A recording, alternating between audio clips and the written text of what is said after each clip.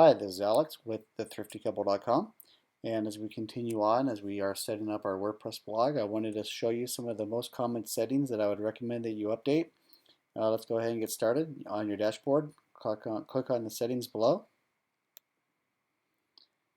And you see that the submenu pops out either here to the right, or when you click on it, it comes right out here, right underneath. So my first thing I would recommend is to go ahead and change in this general tab. You can see your site title. It should already show you the cheap diapers and wipes or whatever site that you've already selected.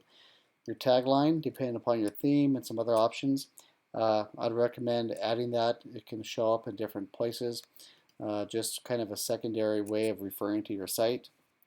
Um, as far as the email address, it puts a default in there, but I recommend that you go ahead and update that with the email that we added earlier.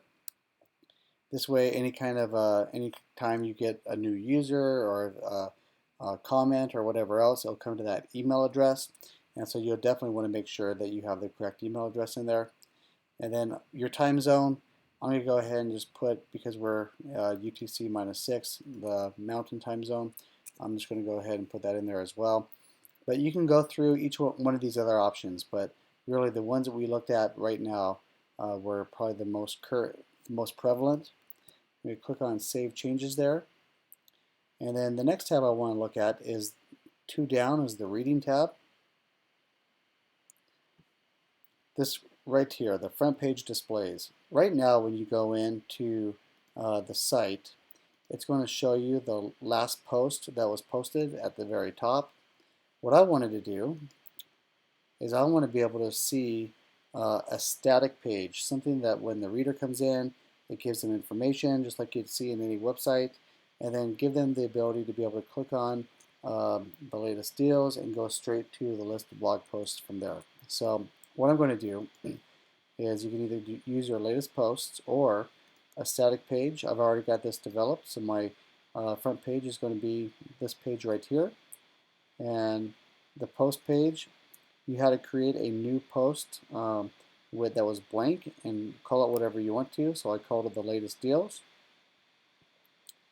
And the rest of this is, you'll see here for each article in a feed, show the full text. Again, as you work through this, as you look at the different options, you'll learn exactly what they mean.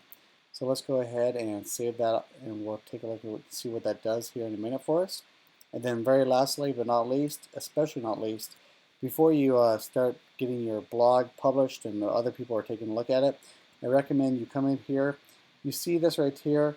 This is the default where it puts your URL and then your domain name and then like P=123.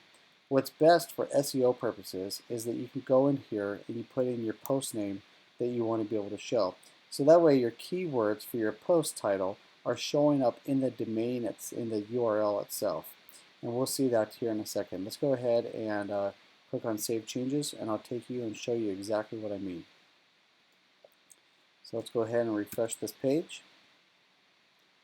Now here's the static page that I was talking about. Instead of showing a list of posts, we're actually seeing one static page right here. You have the ability as well. You click on the latest deals. This is those blog posts that I was mentioning before. So from the last one you posted to the first, we go ahead and click on the title there as well. And here we have access to all of our content. So if I go back to home, again, what I did want to show you as well was this. When I go to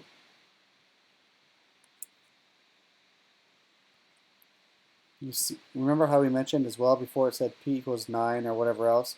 Well, what we now have is that permalink. The permanent link is what it is referring to, has now been changed, and now we see that post title showing up in the URL.